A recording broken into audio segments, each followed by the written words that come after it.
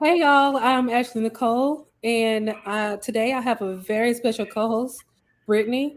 Brittany and all of our guests fall into a category of people that I like to call superheroes. They're all mothers. Brittany, tell us about yourself. I am a mother of four. My oldest is 15, then it goes to 10, 6, and 3 months. I recently just had a baby.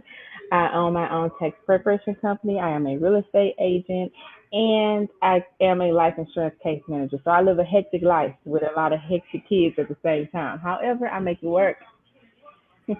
Awesome! I can't wait to hear more of your story while we're interviewing our guest today. Before we get to our guest, I did want to remind all of you that are watching, if you have not already, please hit the subscribe button and turn on your YouTube notifications so that you don't miss anything from Cheese on My Cracker. We have our men's State of the Black Men's Mental Health series. We have our regular show, Getting My Cheese Back on My Cracker, and we have this show, which is the Women's Collective. Please hit that subscribe button and turn on those notifications so that you know every time we're having any show. And now I'd like to welcome our guests to the stage. Hey y'all. Hello, hello. Before we get started, can y'all Oh. introduce yourselves? Tell us a little bit about yourselves in no particular order. Okay, I'm gonna go first since this is my first live stream. My name is Candace. Everyone calls me Candy. I am a mom of a soon-to-be 15-year-old. He does not let me call him 14.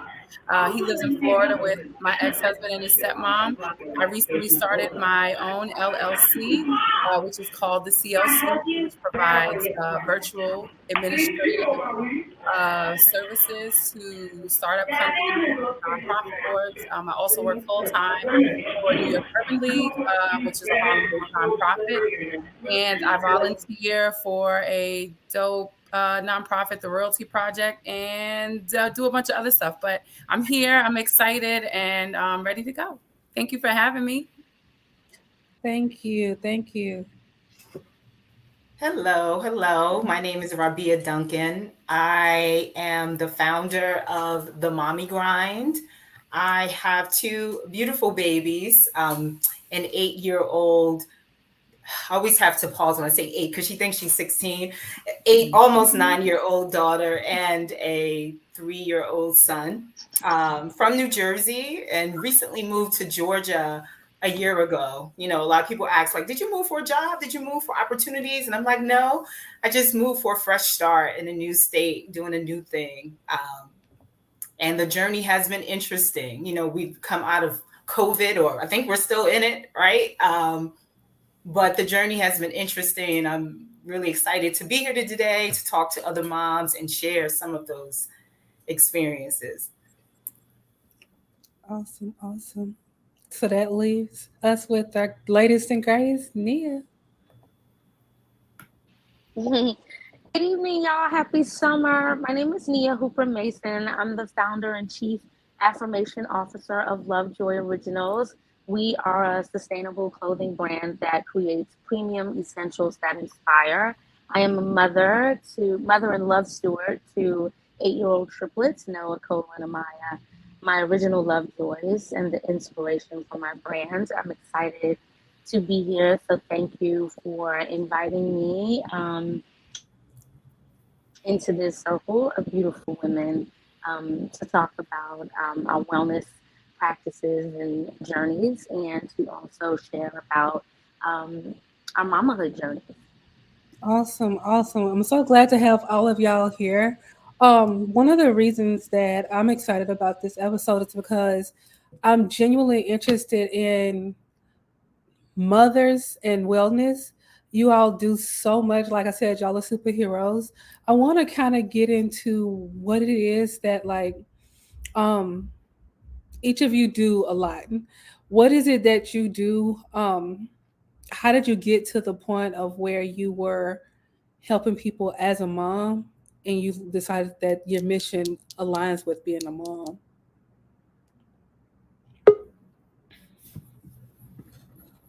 Yeah, welcome back. I'll jump in. I'll jump in, answer that question.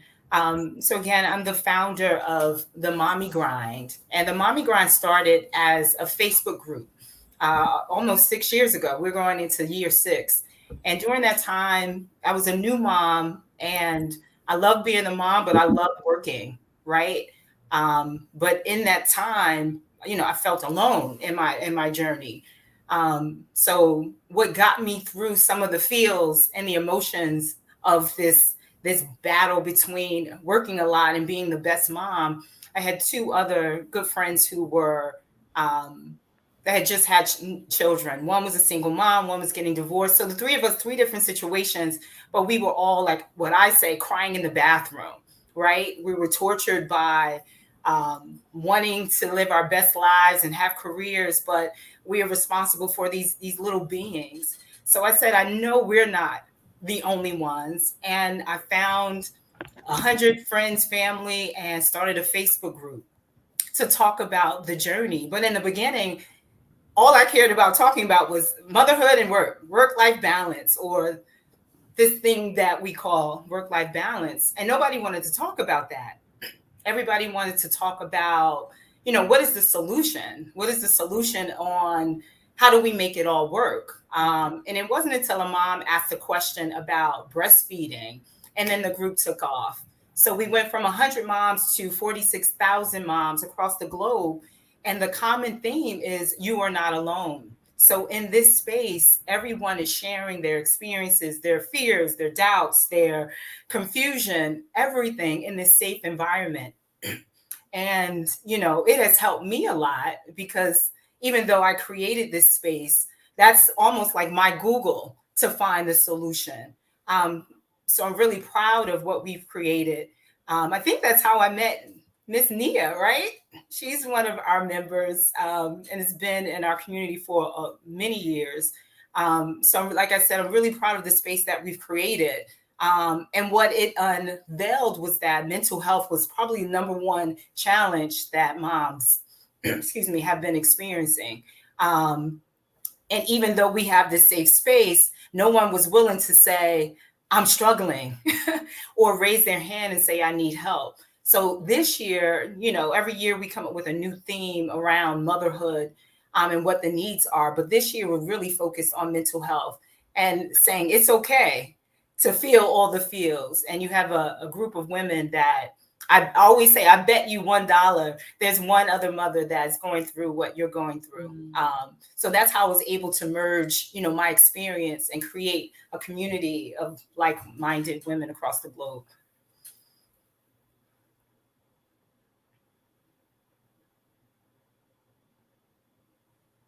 So I didn't hear the question, but if you say it,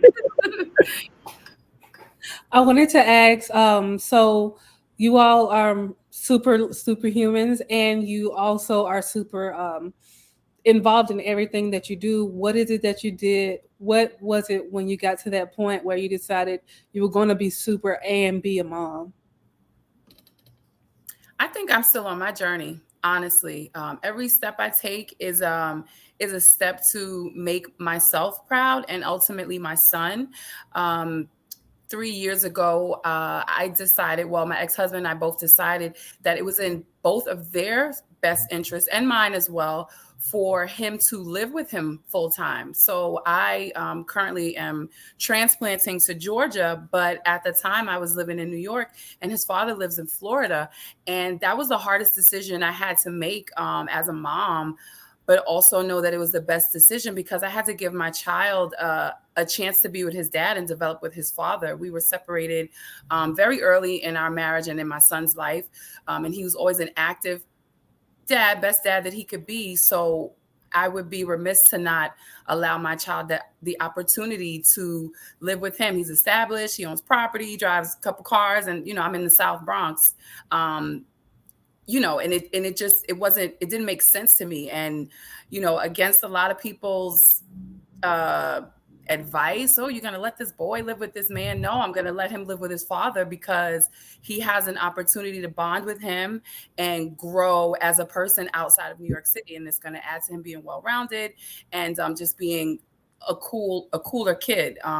So, I mean, that was one of the biggest steps that I took to step into, I guess the super mom role. I don't think of it as that. I'm just really trying to figure my way out. I was introduced to Rabia a few weeks ago, and I just was like, I am nowhere near there. And I also watched another podcast that she was a part of, and it was supposed to be like a mom founder, mompreneur thing, and it was making me like, oh my gosh, I have so much work to do. But you have to step back and realize every step you take is a big thing. It's worthy of a celebration. So just owning the steps and appreciating my own journey and not comparing gives me like superpowers, so to speak. I don't think they're superpowers, but it's empowering and it's growth worthy when you can give yourself credit and perspective. So I'm still on the journey. I decided to move to Georgia to be closer to my son, and started my LLC so that I have more than one stream of income. I've done so many different jobs just to try to figure out what is going to work. And my kid is watching. I'm watching. I have to do it for me. I have to do it for him. So it's a journey. I'm stepping into the superpowers and accepting that's what my potential in that. And hello to everybody in the chat. I can't comment. Hi guys.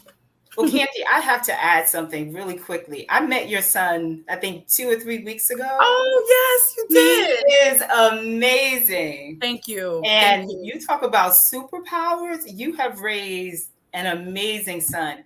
Even my husband, I caught them having a conversation. Your son was just asking him questions about life and entrepreneurship. And yeah, he's just like an old soul. And so I just want you to, he's amazing. So thank you.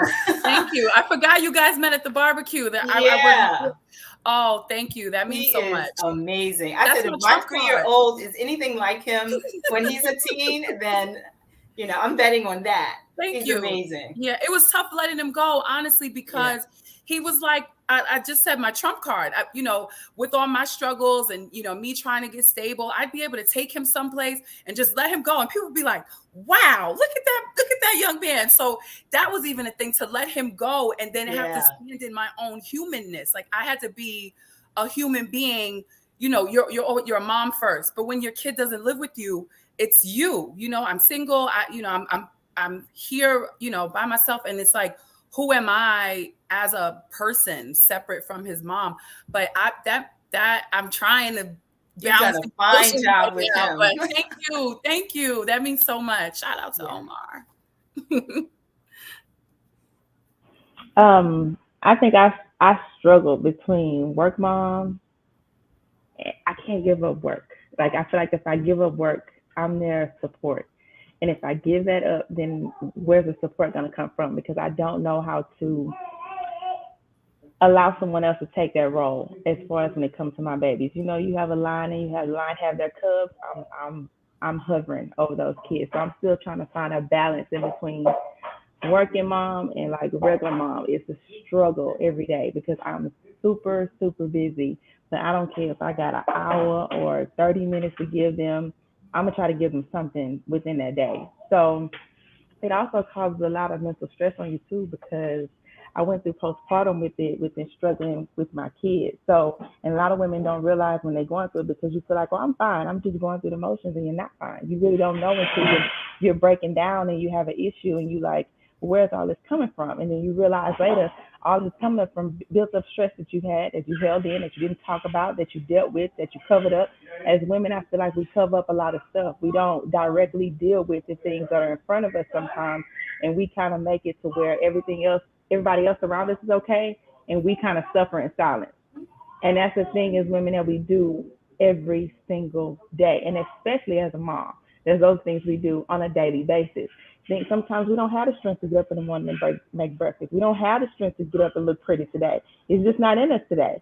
But those things are sometimes required, or we have to give the extra effort to our children, even when we don't have nothing else to give to ourselves. So working and being a mom is a hard thing to swallow at one time. It's something to the point to where Sometimes I break down and I cry. I have my days where I'm super strong and I have my days where I'm super weak. But each day I get up and fight that fight for my kids, regardless of what the outcome is. Yeah. So I think all women, go through their own things. It's just all about how you come out on the other side. Absolutely. Yes, um for me, wow, I want to echo something that Candy shared is that I'm on this adventure, really, and I have to call it that because um, my children are the only children that I have, so I only know mamahood in triplicate, right? And I guess my secret sauce is transparency. Mm. I come from a culture, so I'm Afro Latina. My father was born in Brooklyn. My mother was born in Aruba, and my mother's mother and grandmother were born in the Dominican Republic. And so, oh, many things. It's like don't put your business out in the street. It's it's crying is a sign of weakness, and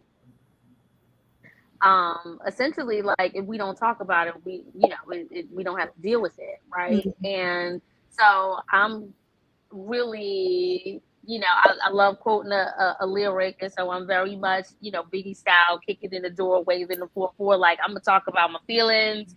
I'm like, let's all cry out together. Like, you need a soothing stool, you need a minute, what you need. Let me tell you what I need, because I'm not about perpetuating this dysfunction. And if mama needs ain't being met, guess who else needs ain't being met? And Absolutely. so I'm really like, that's kind of how my approach has been. It's very much like mommy is available to mommy only right now, and I'm gonna let y'all rock out, and please learn from my example, like articulate when you need your time, because like we're not always meant to always be together in every single moment. And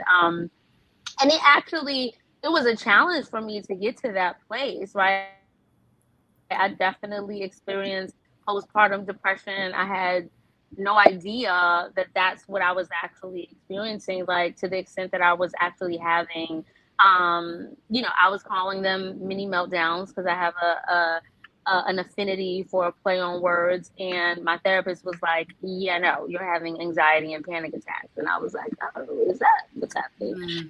Because I was actually not only like, I was displaced during my pregnancy. Like, so I literally went through like major trauma on top of like pregnancy and having an emergency C-section of not one, but 3 children, right? And so I think a lot of people don't realize that giving birth is traumatic to one's body, right? And there's data that states it. And so experiencing all of that like simultaneously, only by the grace of God am I here and in my right mind to even talk about any of these things.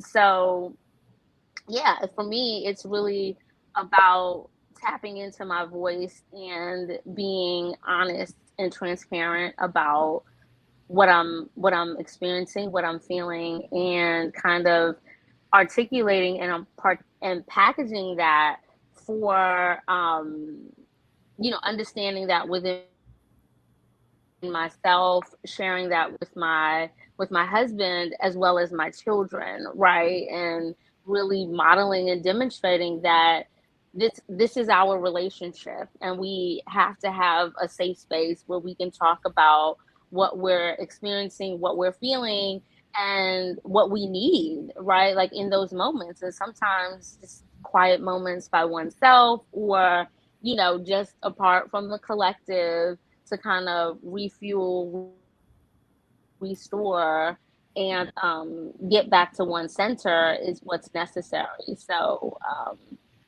yeah, that's what I'm doing. And Can I just say, Nia, being honest with the children is such a big part, right? I think our parents used to hide everything from us. So when they were struggling or whatever the case is, my son, I mean, he doesn't know everything, but I talk to him like he's mature. And I think that's a part. They feel respected when they know what's up. You know, the older they get, the more you can divulge, but it's like telling them like, I'm not okay. So, you know, that's what it is, you know, or this is like this because of this. I think they feel so much more a part of you and your experience, ups and downs. You know, my son is just always so supportive. You know, when I started going to therapy or telling him that I was looking for a therapist and I got one, he's like, how was therapy today? Or, you know, are you getting what you need from therapy? I'm like, first of all, who is this child of mine? You know, but it's so, I think they feel so much more seen when you include them in your ups and downs, you know. So I just wanted to like kind of double tap on you saying like being honest with your kids. I mean, your husband as well, but the kids, I think it makes such a difference when you're honest. Cause I feel, you know, I'm dealing with so much because of what my parents didn't share with me, you know? Mm-hmm. So I think my way is more of a, you know, accelerated or up-to-date approach. And I see you on that. So just wanted to say that. What I like. Thank you. I appreciate that. And I mean, I think that what we're doing is, oh, sorry. Go ahead, Ashley. Oh, that's cool. You can go ahead. I think that, you know, with each generation, right, like evolution and progress is transpiring, right? And so I think that, you know, we're one generation removed from their trauma experience, yeah. Right? And so yeah. The resources, the tools that are available to us empower and equip us to be able to bring forth a number of the different things that we're doing, right? And I would imagine, I'll speak for myself, that, you know, it's my hope that in a number of the different things that I'm modeling for my Lovejoys, that, you know, for the next generation after them, they will, you know, live their lives with one layer less or however many layers less of trauma, so that whatever the evolution of what we're doing right now, they can bring it forth, you know, for their children, their families, so on and so forth. I agree. Absolutely agreed. I think as I was listening to you guys' to you ladies' response, one of the things that I see that's common is that you had a good support system, or at some point in time, you either developed a support system, you reached out to a support system, or some way you found support. What do you think is a barrier for most mothers from being supported the way that they need to be? And I'll put the question on the bottom just in case. I don't know. I would think that sometimes it's hard to ask for help sometimes when you really need it. Like, just honesty. It's hard to ask for that help. Sometimes a lot of women are breaking down on the inside and they don't say anything and they just deal with it and go, because I think in our nature, we're used to just, like I said earlier, suffering in silence and dealing with everything that comes at us and continuing to move on no matter what the struggle is. So I think the biggest barrier for most mothers being supported with it, what they need, is when they don't speak out. Like they don't say, I need help, or I need someone to look after me right now, or help me, or nurture me. Because at this point, I'm so busy nurturing everybody else, I don't have anything to give myself. Mm-hmm. Yeah. So that would be my response. And it's interesting because that's the first thing I thought about. And what I've realized by my own experiences and talking to other moms, a lot of not being able to ask for help is fueled by like the ego, right? Because the ego tells us that we're too good. The ego tells us we're not good enough. The ego says they're going to laugh at you. They're going to shame you. So the ego is almost like torture, right? Mm-hmm. Because your heart is crying. Your heart is crying for help, support, love, whatever you need. But there's this barrier that is preventing you from going and asking for what you need. And then it's just so much shame around asking for what you need. So I think it's two parts. It's like I said, it's the ego, and it's all these messages that's telling us you're not a good mom, you work too much, or you don't work enough. And then you want to breastfeed, but your baby won't latch, and you give them, formula, and then someone's telling you a bad mom for that. And then again, it just creates this barrier of you not wanting to expose yourself and tell people, what your desires are, your wants and needs. And that's hard. That's a hard thing to break, because then that turns into guilt, right? So it's this ongoing cycle of ego, guilt, and then we're crying ourselves to sleep at night, by ourselves, and not knowing where to turn. And then when that happens, even when people are in front of you saying, "What do you need?" There's so much fear around asking, because you don't want to be judged. So, we have to do our part in making sure that we create an environment where mothers feel nurtured and supportive, and just saying, "I'm here when you're ready." And then when they are ready and when we're ready, being an asset and sharing tools, resources, thoughts, ideas, or sometimes just a hug and say, "You'll be okay." So yeah, I think like we've been saying is, being transparent is probably like the common theme around getting what you need and feeling supported. I think I want to add on to, sorry. No, go ahead. I would like to add on to what Rabia said. I think that yes, it's ego. I think and kind of all the branches that come from that. And I think the other piece, like Malcolm X said, right? Like even my conditioning is conditioned, right? And so the muscle, like particularly as women, right? Like, and coming from the generation of parents that we had, our voice muscle was not necessarily strengthened in the way that it's required in the time that we're living right now, right? And I don't even know if theirs was developed or fostered in the way that it should have been then, right? So that they were able to do that for us, right? And I think that in addition to the ego piece, another big part of that is around developing the ability to identify what you need, right? Because I mean, people could say, "What do you need?" all day, but if you don't know the answer, and then now you add in ego to the equation, right? Like, society and ourselves and so many other people would, impose expectations, would say that, we're supposed to have all these answers. And really, it's like, well, why are we supposed to have all these answers, right? Like, nobody's looking to, a father to have all these answers. Like, I remember saying to my husband, I was like, like, I need you to understand that Google has way more answers than I do. Like, you might want to, like, any one of these devices up in this spot, like Google, like you could speak to it, you could type it, like many things. And I think that is some of the work that we need to do, particularly in nurturing women, period, whether we're mothers or not. It's how do we come together collectively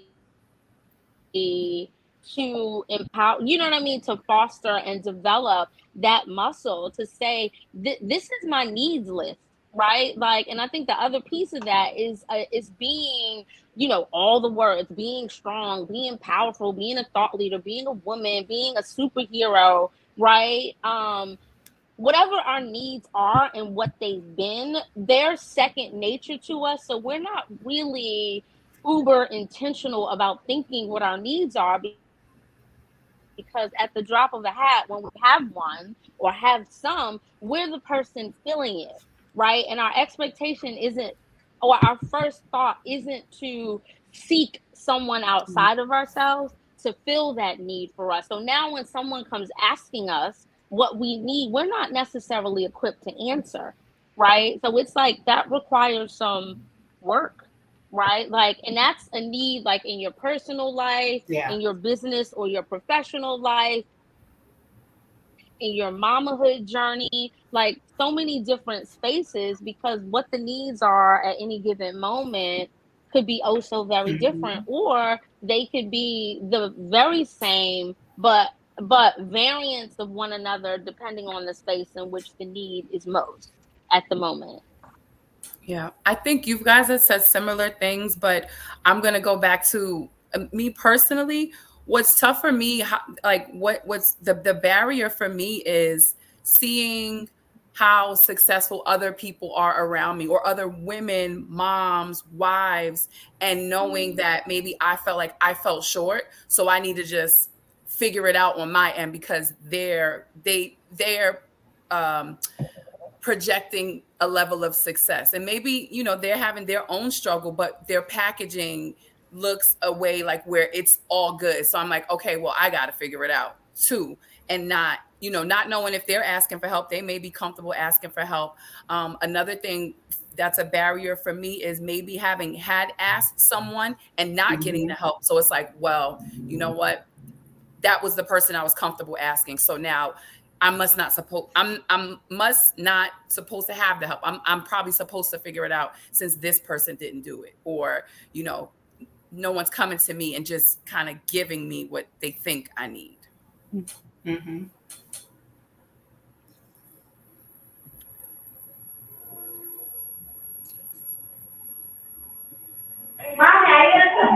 I think we all had some good answers on that one. That we touched all perspectives on that one. Yep. Absolutely. So Rabia actually took that step and she actually built a community where um where other women can get support and things of that nature. But I wanted to ask, so I started off with the last question about assuming that that you ladies had support systems. I wanted to follow up backwards and ask, what do your support systems look like, or at what point did you figure out how your support system could work with you? Yeah, like I didn't have a support system. I had to create my own. Part of my support system is paid staff. That's, you know what I mean? What made it even more difficult for me in nurturing the support, I mean, I moved from New Jersey, where my entire family lives and where I'm from, moved to a new state and just starting anew. Luckily, I have some friends here, but they all are moms and they have families and responsibilities. So I had to hire babysitters and, childcare providers to kind of be my support. Um, my mom, she'll come to town maybe once every few months, but that's 3 days a quarter. You know what I mean? And I'm okay with that until I nurture relationships where we can swap kids, or I can drop my kids off and you can drop your kids off. But I didn't always have that. But believe it or not, even when I was in New Jersey, I didn't have that. And Candy, you said something about like the packaging. I'm the queen of packaging. I'll be Yes, you honest are, in saying clearly. that. Listen, But it the is. struggle Yes. is real. Yeah. My motto is, the grind is real. Life is Yeah. real. Yeah. But the good thing about me that I pride myself on is that I have no problem asking, because I don't fear rejection, because rejection just Mhm. means a definite no. And I'm good with that. That means it's time for me to Yeah. move Yeah. on, and ask somebody else until I get the answers that I want. But even in the rejection, which is interesting, is that you may get what you need and then learn that's not what you needed. Right. And you said that you asked someone and they disappointed you or they said no, and that's okay. But then that just opens the door for fresh relationships Yes, and absolutely. a new village and new friendships. Yeah. So I had to. My village is paid for until That's further amazing. notice. Yeah. Yeah, it's a blessing to be in a position to curate or create your village, even if Yeah. it is paid. My support, um, And my real support came from people understanding that I wasn't going to ask because Yeah. of the level of like, it's not even humbleness, it's like the pride. It really is the pride, or not wanting to burden other people. So my best friend who's in the chat, and my son's godmother, my aunt who's in the chat, and she's just constantly, how can I help you, what do you need? Or because sometimes you don't want to ask people. I mean, sometimes it's money, and I'm in this position where I feel like I'm a certain age. I should figure out how to support myself financially. But sometimes, the ends don't meet. And, for someone to kind of understand you, or you be comfortable enough to explain that at least once or twice to them, and then they get it. And then, it might be a handshake with a bill in it that'll help you out. Like, because you have this level of pride, or a friend giving, helping you move to another state so you can live closer to your son and have a quality of life that you've been working so hard to get, but you're trying to connect these dots that may not be connecting on your own. So sometimes support is people stepping up, because you're so beaten down from asking. So that I think that's my story, really. And people reassuring me that it's okay to come to me. It doesn't have to be in words. You can text me, or you can just come over, or you can live with me. And that has been my confidence booster. Like, okay, I am worthy of this. You go to therapy, and you make sure your therapist is a mom, or can relate and is juggling and can understand, your battles, and can relate and let you know, guess what? I'm your therapist, but I go through that too. So it doesn't have to be a thing that you're self-conscious about. So definitely it took people to step up into my space for me to build myself up to feel like I could ask for help. So. And thank y'all. I love y'all. Thank y'all. Just always thanking them. Sometimes they offer you things that you feel like you can never pay back. So I'm just always living in gratefulness for those people.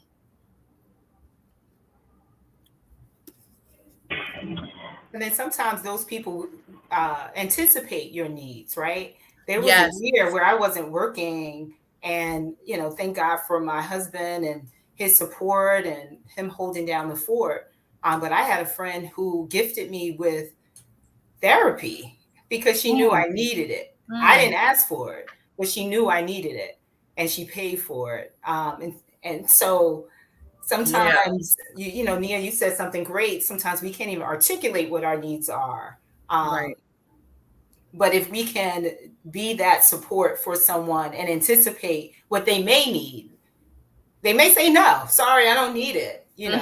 I just had a mom that I saw that she could benefit from some mental health support. She rejected it, so that also happens.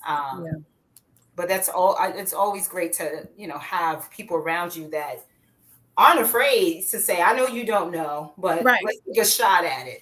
Or I know you're not going to ask, so because I see you and I know what you need. So let me gift you, like you said, let me gift you, because you're doing your best, and you're working with what you have. Yeah. The gift. Yeah.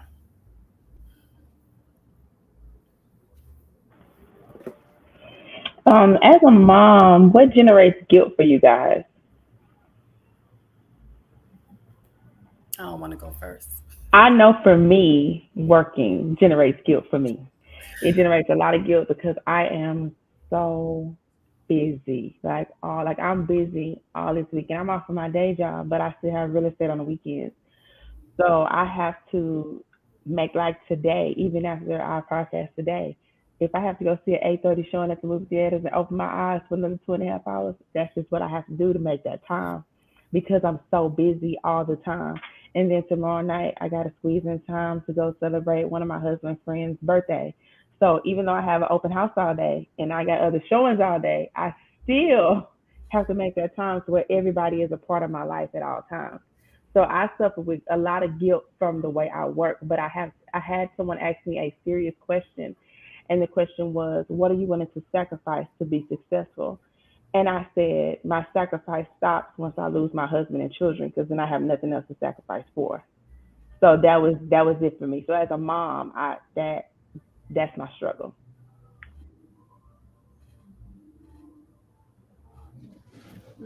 My guilt, Um, as much as a blessing that I mentioned, my son living with his dad, my son living with his dad. As a mother, you want a mother. So the fact that I can't do it on a daily basis, I carry a lot of sadness. I know the bigger picture. He's having this opportunity to be in a suburb and have space and all these things, but it's still something I carry. Like, my marriage didn't work, or I'd be in this, we'd be doing it together. But then I always have to say, well, his dad is married, so you're still gifting him a home, a family unit. Um, but that's my guilt. My son not living with me is tough. It's been 3 years, and I got to move so I don't feel as bad. I need to be closer. I still haven't grasped, like, it's okay. It's okay. 'Cause everybody says, oh, it's okay. You see him in the summer, y'all hang out, blah, blah, blah. Even me moving now, he's down in Georgia and I'm here. I'm apart from him for 3 weeks, and this is supposed to be our summer. And he's fine. He's, at basically he's fine. He's fine. It's me, so that's my struggle. Like, knowing he's good, but also it's like, but it could be this, or it was supposed to be this thing and it's not. So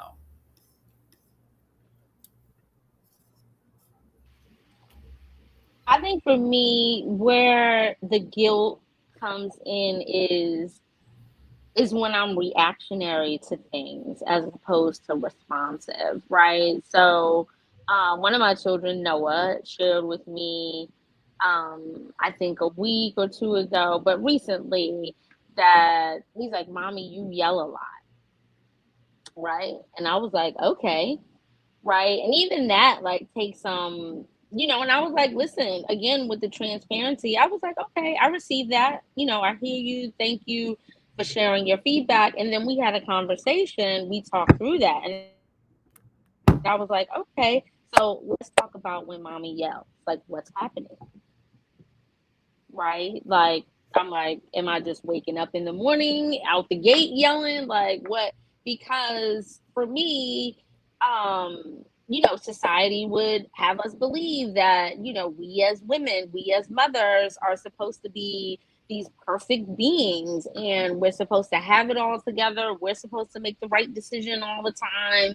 We're supposed to be our best, even when, our feelings are being hurt, or we feel like we're being disrespected, right? Like, it's like, oh, well, only children have big feelings. And it's like, yeah, but no, but like, we all have these big feelings. And yes, we, in more times than not, we should be modeling, ways in which, we respond as opposed to we react, right? And so I think for me, that's, the place where the guilt comes. I think early on, when, my children were born almost a trimester early, and were in the NICU, so I had to quickly figure out how I was going to, manage my emotions and feelings around time, right? And what that, in terms of, I get to spend this amount of time with each of my children, right? Because, as Candy was pointing out, kind of comparing myself to other mothers, seeing mothers in the NICU that had one baby and that could spend all these hours with their one child. I'm like, well, I'm over here pumping for three. The alarm is going off. I got to clean all the equipment and spend time with each baby. And so it was like, early on, I kind of had to say, all right, well, as much as I don't love this, but each of you gets 20 minutes, then I gotta pump, then I gotta, and so I'm still kind of on a similar cadence, right? Like, okay, well, what's your main moment going to be? And trying to carve out that time, with each of them, right? So now that I'm kind of past that and have figured out a way to manage that, if that's like, oh, mommy, can you sit in the bathroom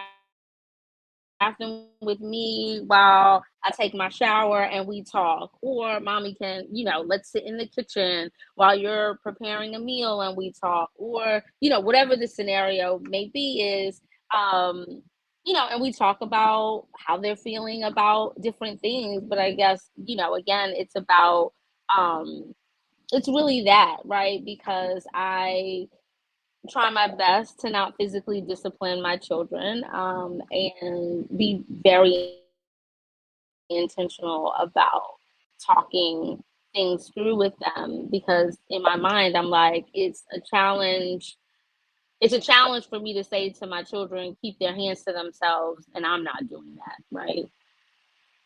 So, and yeah, I mean, I know, there's nuances around that. There's, the jury's out on, what's right versus what it should be, and so on and so forth. But that's so to my point is that my guilt is it comes with with the yelling piece, because I'm also clear that, you know what I mean, like there's something called verbal abuse, right? And yelling doesn't feel good, and I know I don't like it when somebody yells at me. So that's one of my areas of improvement or opportunity in my mamahood adventure. Yeah. Guilt for me, I never forget. My daughter was 2 years old and in daycare, and they sent a little flyer or something that said there was going to be a mommy daughter tea at school or at daycare. And I brushed it off because, again, remember that I love to work. So she would be dropped off at like 7:30 in the morning, the first kid there and the last kid to be picked up. But for whatever reason, I didn't know that this mother daughter tea was like a thing, right? I thought you pick your kid up, you get some tea, they have some cookies at the front desk, and then you go home. I get there thinking I'm getting there early at 6 o'clock, and the classroom lights were off, and she was the only one there. And I'm like, where is everybody? To find out that the mother daughter tea was an actual event. And I was the only mom that wasn't there at her first school event. And a mom texted me that night and she said, Skylar, she kept going to the door hoping that it was you. And she said, I hugged her and I told her, Mommy's coming, but she's like, you never came. And when I talk about guilt, I feel like guilt is like torture. It is like torture because that was the event that changed my entire life. I literally changed my entire lifestyle because I said, I will never miss another anything ever again. Literally changed my job to be closer to my kids, changed everything. And, 7 years later, I haven't missed a thing, but there's so much anxiety around missing an event that I didn't even know that I hadn't healed from that one situation. Yeah, so there's this guilt for me about not being present, not being available. And I think, not that I think, I know that my mom worked a lot too. So she came to nothing. Um, the first thing she came to was my wedding, when I was 28 years old. So I think consciously now that I have better understanding and lots of therapy, understanding that that was a trigger for me in being present. Um, and even like yesterday, I went to the salon and I'm always home for prayer and bedtime. And I got out of there late and the kids are calling me like, Mommy, you're not here. And that anxiety that it still builds up in me and not being present. So that's something that's always going to be a work in progress because, they're going to get older. I'm getting older. Everyone's growing and learning and having their own friends and lives. And I'm not always going to be present. So I need to get a handle on that and what that looks like if that day ever comes. Mhm. or when that day comes. When That day comes. I'm gonna miss something, but I do my best not to. I do too. Yeah. Sometimes I pack a laptop and I'm like working. I'm here. I had my I'm laptop here. at the dance recital like in April. I had but I'm not missing it. So If it's in my power, I'm gonna be yeah, there. me too. I feel the same. I think one of our watchers actually had a great question, and I thought this was really good. It's off topic. I mean, it's not off topic, but it's not on our list. But she asked, "Do you feel more pressure to be perfect as a Black woman?" I'm gonna say no. question. That's a really good question. I'm really not seeking perfection, but there is a level of accomplishment I'm looking for. And I don't think it's perfection, but it is like being established. That's a big thing for me. I always say that I'm trying to plant roots. So I don't want to be perfect, but there is a level of accomplishment I feel like I deserve, and my child deserves to see his mom get to. He is my biggest fan. I mean, we're in a mom show, so I can talk about him, but I talk about him all the time. But he is my biggest fan, and he's just proud of where I am and what I've attempted to achieve or what I have done. I've had I've had several occupations, careers, so to speak. And he was proud of every one of them. When I did construction, he was so proud of me. When I worked for myself, cleaning houses and organizing people's closets and laying down tiles for people, he was just like, oh, let me see the before and after, or, very encouraging. So just wanting to keep him understanding that you can do whatever you want to do. And I'm really hard on my kid. I admit it. As much as I cater or baby him, so to speak, when I'm around him, I'm tough on him because you see their potential when they don't, and vice versa. Honestly, he sees my potential when I don't. So it's a give and take with that. And I really just try to, breathe life into him. Like, you can literally do anything. Don't have no babies. Do anything, go to the Army, be a doctor, be a psychologist, be a paleontologist, like all the things you think you can be in your head, there is a path to getting there. So, yeah, need to say that. I don't feel the pressure to be perfect, but I do feel the pressure to leave my kids something, because there's a lot of things I wasn't taught growing up. I wasn't taught credit growing up. I wasn't taught how to manage my finances growing up. It's not more so of being perfect. It's just life lessons that I wasn't taught, that I had to get out there and learn as a young teen. And I don't want them to make the same mistakes. However, I do feel life lessons are the best teachers, but I want them to at least have some kind of knowledge of what they're going through. So, or what they will experience in their lifetime.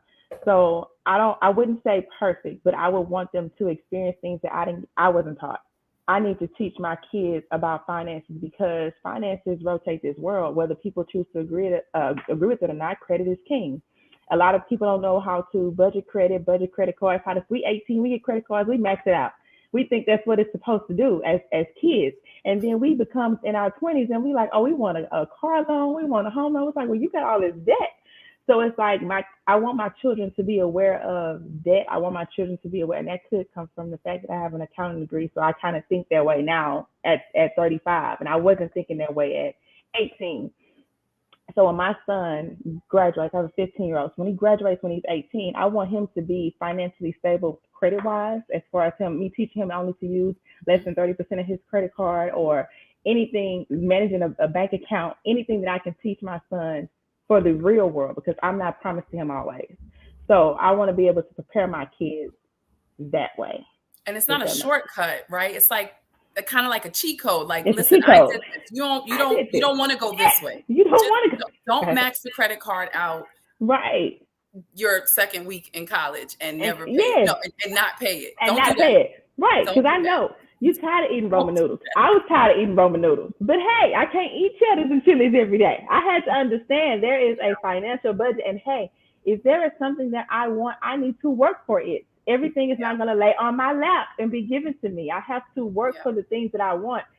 I think this generation lacks the ability to understand working for what you want. I think they feel entitled. And I'm trying to get my kids out of entitlement, because you're not entitled to receive the things that I provide for you. I provide them to you because I'm your mom, and I feel like you deserve them sometimes. However, I do give the extra hand with the spoiling, as mothers we all do, because we nurture. But I feel like the sense of entitlement is what bothers me with this generation, the lack of wanting to work for what you need. So yeah. I think for me, I think it's definitely not perfection. I think that, I strive to execute many things with a level of excellence. You know, as a black woman, I mean, that's who I am. That's all I know. So I don't know how to do any other version of a woman. And I think yes, definitely. Again, back to modeling different things for our children, right? There were things that my parents taught me about money management. And then I actually went to college for finance. And actually, Tiffany, the budgetnista Aliche, like I remember listening to a number of I guess either, her webinars. And I know she, very openly shared about, how her father taught her and her siblings um, about like bills. And I told my children most recently, I said, listen, this summer, you all are going to learn about the value of the dollar. And I really used her example. I said, listen, I'm printing out, our utility bills. You will see, June's bill for the water and July's bill for the water and for Con Ed, because that's every time you turn on a light or you plug in your iPad, that's who we're paying for that energy. And then we're also going to print out National Grid, because when you turn the water on, when you turn the hot water on, it's that gas that's, making it get hot. And so I'm like, listen, if July's bill is higher than June's bill, the difference, right, is what's coming out your pizza budget, your ice cream budget, your vacation. Mm-hmm. And then to add on one more time, because my children are like, oh, we think that our thing's supposed to live in the lost and found. And I was like, listen here, your mama does the initial purchase. I do not do repeat purchases. So if you lose it, then you have to pay for it. So listen, I got babies paying for they swanky, like they know name brand water bottles. They like, ooh, is that a Yeti? I'm like, no, girl, it's a Hydro Flask. And give me your dough for the Hydro Flask that you left in the found. Yeah. If you want another one for the upcoming school year, because that's how it works. Like I can't pay for pizza and all things, and you done left the branded water vessel at the school, like, and somebody else is chilling with it. Big ups to them for like, oh, this is what it is. But I'm like, but now you gotta pay for it. So this is so part of like the lessons, right? And yes, here's to all these other lessons about using 30% or less of your credit limit on, what the banks are giving you, right? Because that debt to equity ratio is real, particularly when you want to take on the good assets, right? Because, there is a difference between the good ones and the not so good ones. Absolutely. I think again, a common theme that I'm hearing is some of the ways that you like to show up as a parent is to save your child some of the lessons that you have learned. I did want to bring us to the next question, which was let me take Jackie off. Thank you for watching, Jackie. Thank you for your comment. Are there things that you've decided not to pass down or participate in with your children, other than teaching them about finances? There are so many things. Every time I feel like I turn on the news or look at social media, there's a different argument going on. Are there different either traditions or new things that you started with your children that you decided not to pass down from the previous generation? I think what I did, listening to your children, giving them a voice or a platform to express their concerns and feelings, because when I was growing up, we weren't allowed to express. If we express, it was considered talking back. So listening to my children in a respectful manner, because no, you can't just voice or yell at me like you want to. However, you can voice to me your concerns and how you feel. For example, my kid like a little daddy, the little mini cupcakes.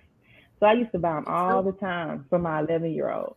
And then my daughter, which is 6, she loved them. So I stopped buying his favorite flavor and just started buying hers. And he was like, Mama, you really just stopped taking what I want and buying what I want. You just only start focusing on her. And I was like, I did? He was like, yeah, look, you don't even buy my snacks anymore. And when he showed me the snacks that I wasn't buying for him anymore, had I not been listening to him, I was like, go sit down. We'll talk about this later. And I would have never caught my mistake, because as parents, we make mistakes. It's no rule book on how to be a mom. You just go through it every day.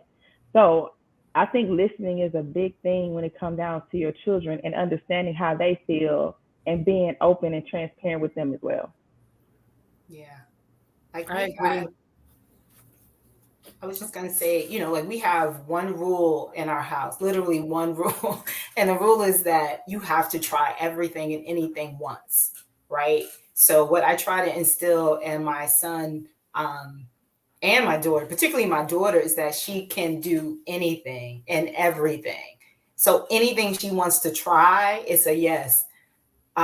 Things she doesn't want to try, it's a yes. Like, you're going to try the broccoli. You can like it or not, but you're going to try it. And what that does for her and for him, what I've seen is that fearlessness is just not an option for them. We teach them right and wrong, or what we perceive as right or wrong. And it's our goal that they go out into the world and practice right more so than wrong. But I want them to explore everything. I didn't get on a plane until I was 18. That was the first time on a plane. I never went on vacations as a child, never did road trips. We didn't do any of that.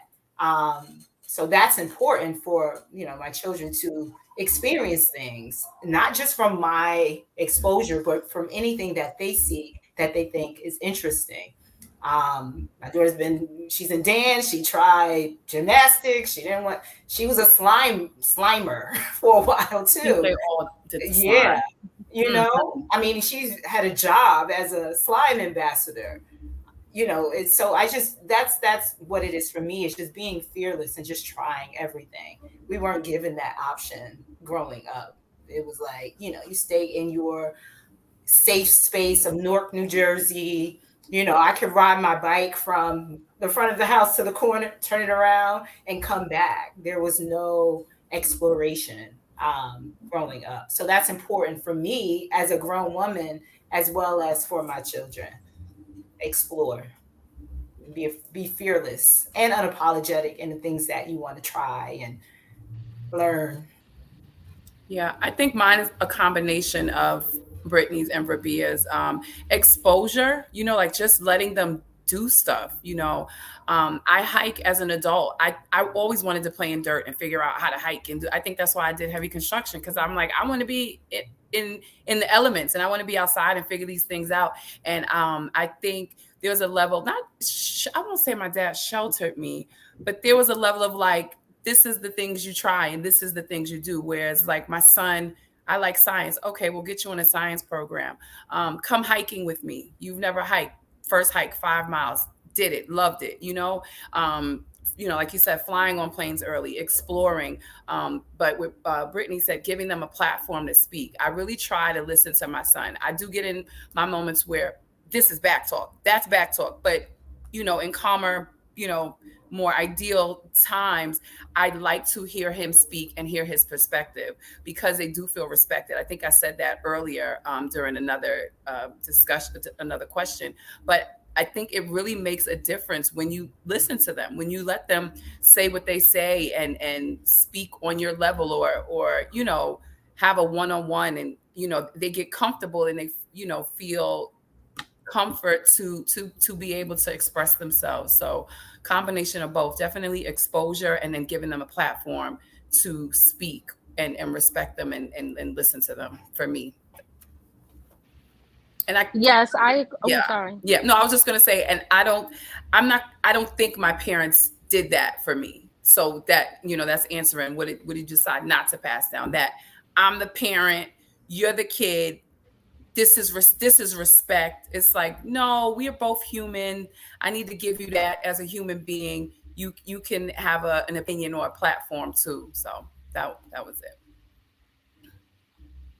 Yeah, I definitely agree with Brittany, Rabia's, and Candy's responses.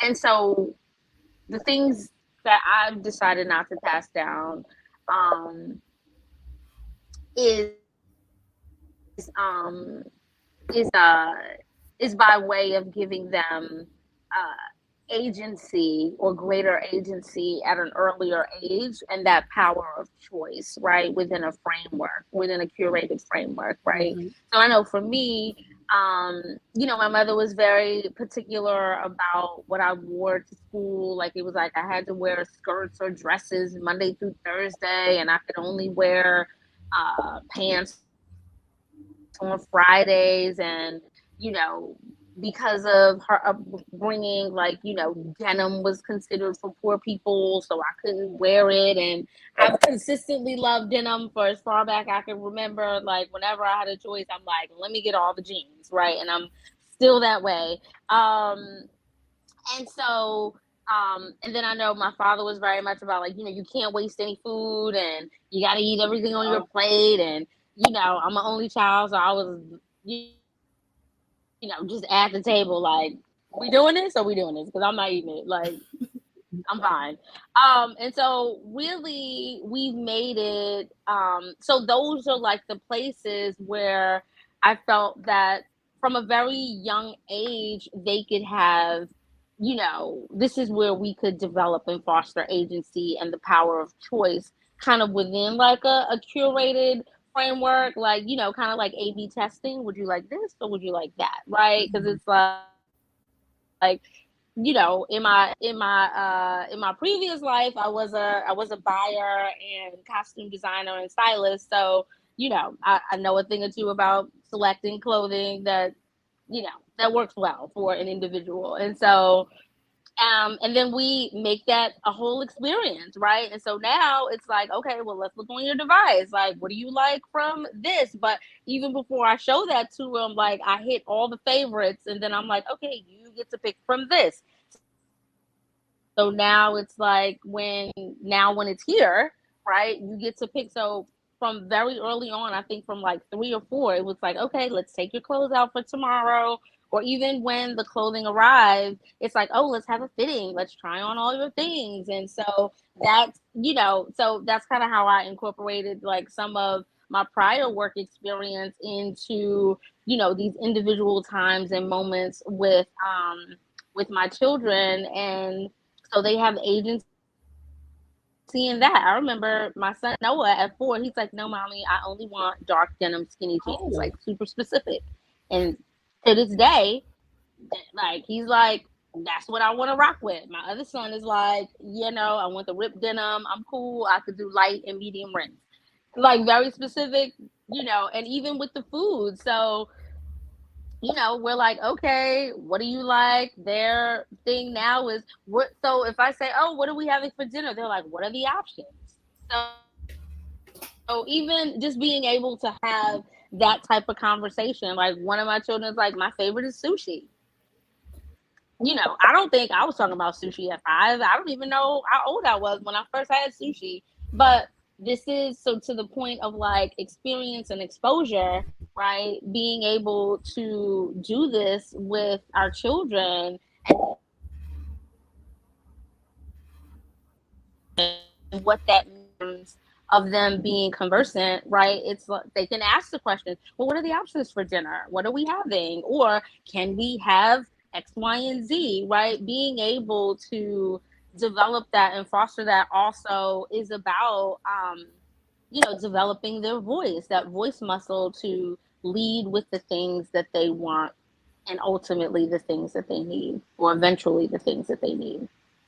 Voice muscle. I like that. You said that a couple of times. Like, yeah, developing a voice muscle, letting them have that space to feel human. I keep saying that they make them feel human, like they're kids, but they're little people. Letting them have the option of clothes. I'll let Omar, when he was younger, within reason, like, okay, this or this. So I think that's important. Like they feel like, oh, I put this together. So yeah, definitely. Yeah. Or even when we go to the restaurant, something as simple as, you share what you would like to order with with the lovely person here that's helping us with this experience. Right? Like again, it's about, I feel like as early as possible, if we can help them with that voice muscle, I think it's so important, particularly for our children. I agree.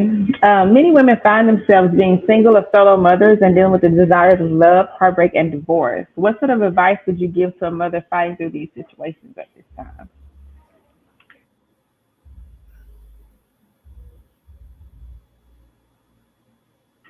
Just do it. I'm talking to myself because I'm that person, and I've I've always been, and I never felt there's a time where it's like you don't want your kid around this person, you don't want your kid around that person, but it's like you are a person that deserves to have the things that you want separate from being a mother, right? So I think just making sure that you're mentally well enough to pursue or be pursued, and just going for it.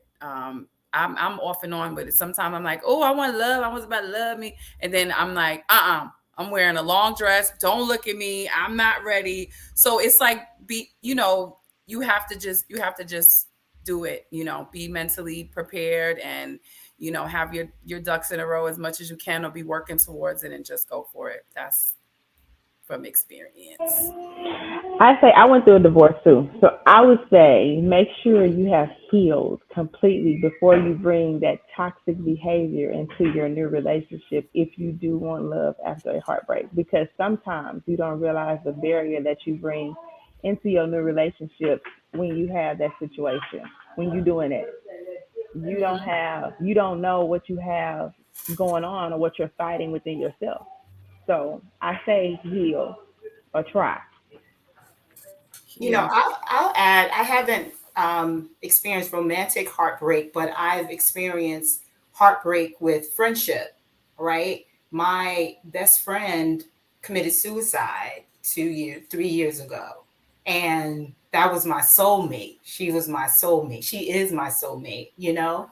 And from that experience, I didn't know how to nurture relationships and friendships with women that have always been there and existed in my life for many, many years. So my heart was guarded because I couldn't even fathom another heartbreak in that way.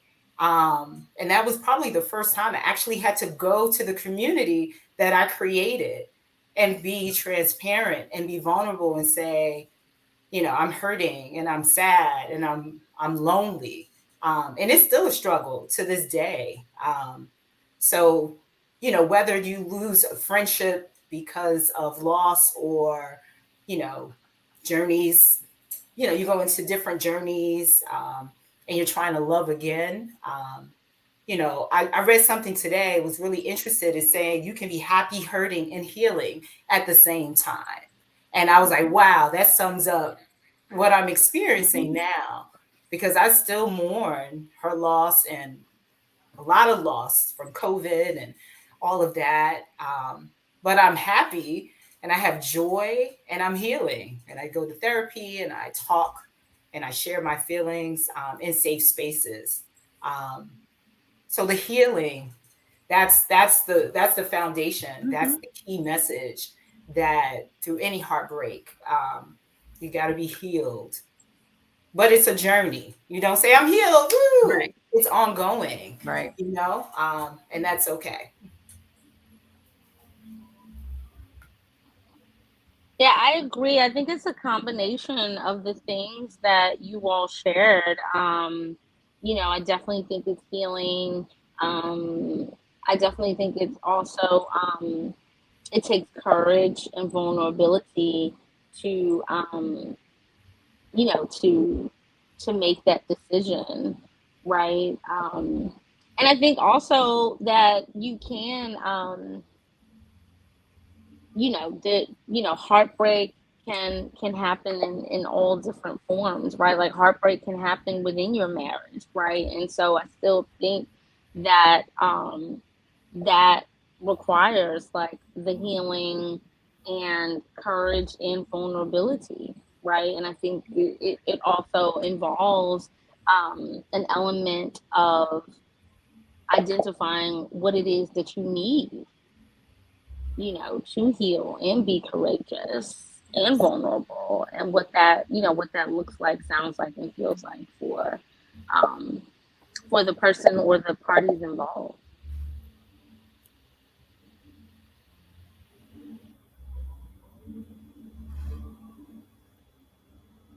Ashley, you're muted. I knew it was going to happen.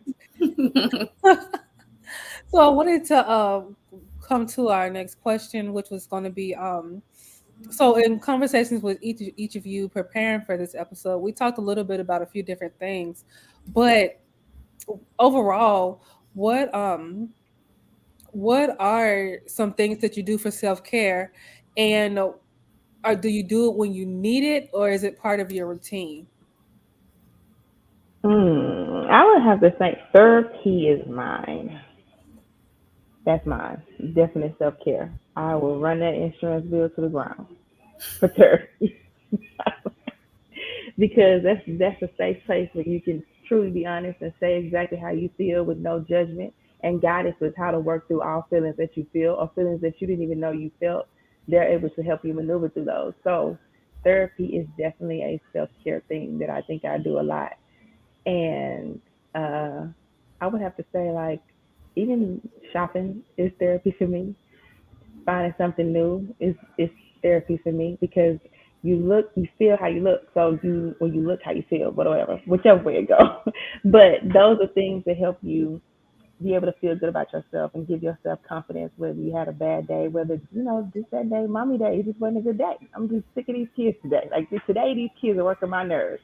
But tonight you come out looking like Wonder Woman and you feel like I can do this again. Tomorrow's a new day. I can try this again. So I think stuff like that is very beneficial to all women. I feel like when they don't feel their best or they don't feel like they look their best, it's an added stress for Mhm. them, and it makes them feel either more insecure or less valuable to themselves. Like they're not their best self. So I think those things are great self care things for me. Self care for me is therapy as well. It is in my routine to speak to someone candidly about, you know, everything. And it's been so beneficial. I mean, I don't think I've ever was a person that was like, oh, I don't need therapy. It was just about me being courageous enough to follow through and find somebody and lean on them because they're paid to do, that's what they're supposed to do. So therapy is a big thing for me. I mentioned I used to do construction, so my hands used to look crazy. So I must have I must have a manicure. I don't care if I'm sitting in the house, and a very simple one. Like there's no color, there's no pizzazz. They're very short, but my nails have to be. They make me feel so good. They make me feel so good. That is a routine also, and um, telling people no is self-care for me. So I used to go out a lot in my 20s, and I realized I was going out, but I was like it was a nerve-wracking thing for me. I didn't really like wearing 5-inch heels and little skirts and it was because my crowd was doing that. That was our scene. We go out 4 days a week and sleep in the day. That as I got older, I'm like, I don't want to go out. I actually don't like crowds. And I don't think it was a COVID thing. I don't like crowds. I need to be if it's a crowd, it's a jazz fest and we're spread out. But I don't like clubs. I don't like, you know, all the girls, we getting cute, we doing this. Like, that's not my thing. I love being home. And, I had to get comfortable telling people that makes me uncomfortable. So staying home and putting on a projection screen and playing a soundtrack and dancing in my living room, that's more my club scene and my self-care, because I do like to dance. I just don't want to do it. And then the potential of somebody grinding up on me and being all like, no, I want to be home and dance. So saying no to things that are fun to other people but may not be to me. That's what I really try to stand in that. So yeah, those are my main things. Yeah, no is the big one for me. Like, I do a lot of weaning of people, situations, environments that do not serve me, right? So if there's something or someone in my environment that is just not vibing with me, it has to go. And I don't explain myself. It's just it's just no, no is a complete sentence. So that is important for me to really tap into my instinct and what my heart and my gut is telling me, and saying no to that. And sometimes we don't know the why behind it. But my discernment is good. And sometimes I miss the mark, but I have to lean into that, and create spaces that are just where there's joy and where there's love and when there's hope and where there's optimism. Like, I need that constantly, because I might not get it in the world, but if I can nurture it for myself, I'm going to create that.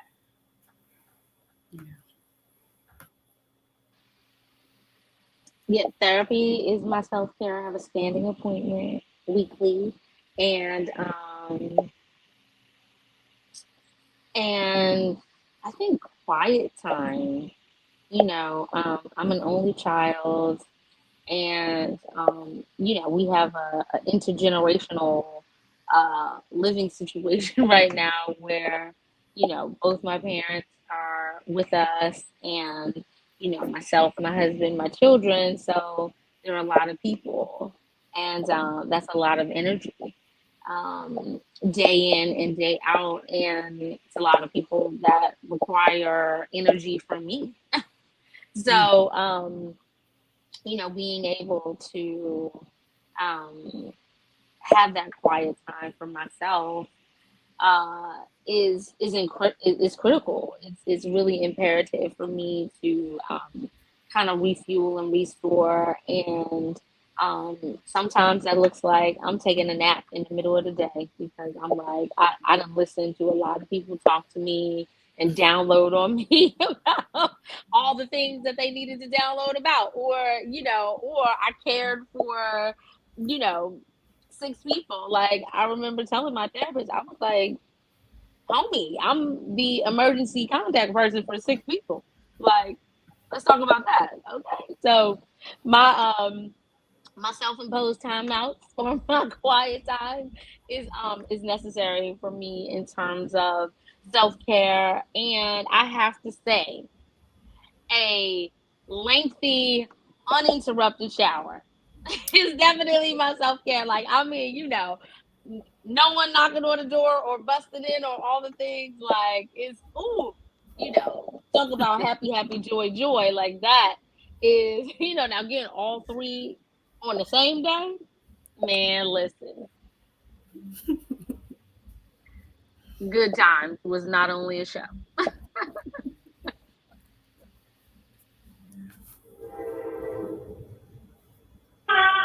You're muted. Again. Sorry, y'all. It's been so awesome talking with each of y'all, hearing different things about your story, your mental wellness. One question that I like to ask on this series as we close out is, each of you are at different stages of motherhood. What is one thing that you wish you knew at an earlier stage of parenting that would have improved your mental wellness had you known then? Whether it was like your newborn baby, your, I guess, teen, or whatever stage. I'll go. I think at this stage, I wish, or I guess what I wish I knew then was to self prioritize. Because if, I can't pour from, or someone shared this with me at one point, right? I can't pour from a cup that's empty, right? And so I think about the times when, um, to what I shared before about my son saying that I yell a lot. Like if I think about the times that I yell, it's it's those moments or times when my cup hasn't been refueled or replenished or restored, right? And so being able to show up as my best self or as my healthiest self requires me to do the things that we talked about in the self-care question. So, so now I'm at the stage where I'm prioritizing myself. Like, I have done the work so that my children have more agency and are a little bit more independent. So if that means that, I'm sleeping a little bit more in the morning, then that's what that means. Because and again, I'm transparent about that. I'm like, your bedtime is 8 o'clock. Mommy may not go to sleep until 11 or 12 because I'm working and doing some other things that are necessary for myself, my business, our life. And so that may mean I have to wake up a little bit later. So, yeah, self prioritization is what I wish I knew back in 2014. Well, I wish I was doing it in 2014. But I'm here now, so cheers to arrivals. Yes. I think for me, when my son was smaller, or even, yeah, I glamorized what therapy actually was. It's just, honestly, it's the thing that white women, like it was that thing. So I didn't think that was something I was supposed to have access to, or I was supposed to figure it out. I guess it is a Black strength. I'm strong. We don't go to therapy mindset. So if I would have known when I didn't have my own apartment or didn't have good health care or all these things, like I could still reach out and pay a couple dollars each time and speak to someone, I think a lot of the struggles and the frustrations that I may have taken out on my child could have been avoided and diverted because I would at least have someone to talk to about the things that I was going through. So definitely, I no regrets, but I think being exposed to therapy being a thing for a Black woman that was single and trying to figure out where to live and where to work, that was okay. I think I thought of it as a luxury. Like that's the thing that people with careers and money did. So yeah, that would be my thing. Yeah. And I would say the same thing, but even before we think about therapy, like I didn't know, postpartum depression, postpartum anxiety was really a thing. Everybody's like, "Oh, you're just sad. This is your new baby. You're just this, you're just that." And Yeah. what really bothers me is that, we go to the hospital, we have babies, they discharge us 2 to 3 days with free diapers, that rough blanket, and the brochure to order those pictures. And they say, "Good luck." And you're sent home without a clue on what to do and what's right and what's wrong. And then that's when the messaging and culture starts to just kind of bleed into our mindset. Yep. And we start to develop what we think is right and what is wrong through comparison. Because that's the only reference we have. Mm-hmm. I almost wish that every mom is assigned a mental health professional. And sometimes, they'll give you the 1-800 number. If you're feeling sad, call this number. But it almost should be a prerequisite for discharge. Like a GYN, right? Like, here's your mental so that you can get services for the first 12 weeks, 16 weeks. It should be required. So I wish I knew that was what it was twice and I just wasn't sad or missed being, you know, a woman without children, like whatever. I wish I could have called a thing and sought help the first time and the second time. I would have to say mine is scared to fail the first time. When you first go through it, you feel like you got to get everything right. And by the second and third kid, you don't feel like that no more because you feel like, hey, we done been through this roller coaster already. I already know how this is going. And then, as we spoke about earlier, being conditioned and being overprotective of your firstborn, it's like, no, we don't need to do this, or no, we don't need to do that, or only go to the corner, or only go, to the next driveway. I wish it wasn't like that. I wish I had more freedom with him back then to experience life because I was younger, and to do different things that I didn't do with him then that I do with my younger kids now. They get more of my time, more of me being mentally immature in the beginning and not understanding how important time was and the value of time. I had my first kid when I was 20. So when you don't understand the value of your time, that time leaves you and you don't get it back. So things that I wish I could have dealt with while I'm dealing with everything else, trying to work, trying to make sure I take care of him, things that were important but not as important as his mental at that time being. I remember him telling me not even 3 weeks ago, he said I used to go on field trips and everybody else's parent used to be there except for you. And I felt so bad because I felt like as a mom, how did you feel as a kid at that particular point in time? I had to work. I could not work. So it's still a struggle. But however, I wish I could have gave him more of my time instead of everything else back then. That was the one of my biggest regrets.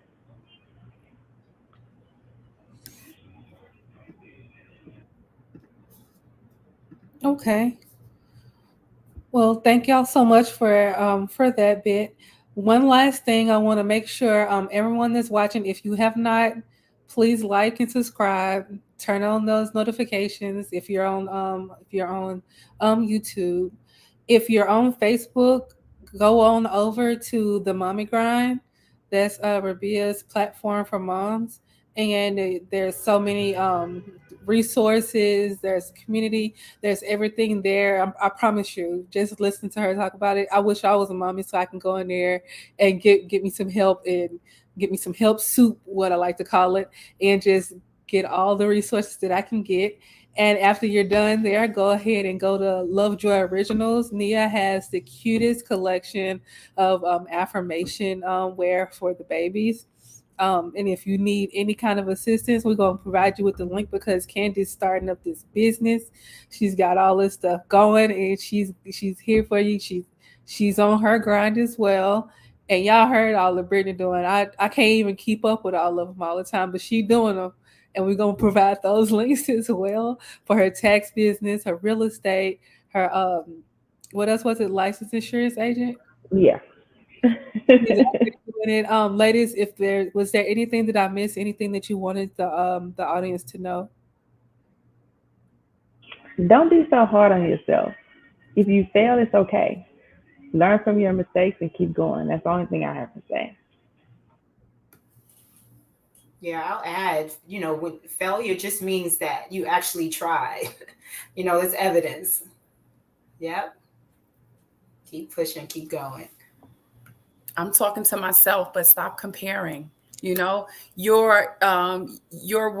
Rabia, you mentioned this when we were in our pre-chat, but wins are wins, whatever they are. If you washed the dishes today and they was piled up, that's a win. If you started your business and you got 3 clients and 3 contracts, that's a win. If you did your hair, that's a win. Big or small. Stop comparing because we're all in our own lanes and there's room for everybody. So that's my advice to everyone and myself. And my win is when I found those fruit snacks. The fruit snacks that you had to yourself. Exactly. And I did not share with my children. I ate those fruit Listen.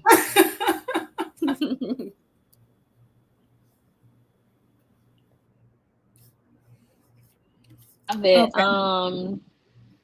I think that Uh-oh, I think we lost Sarah.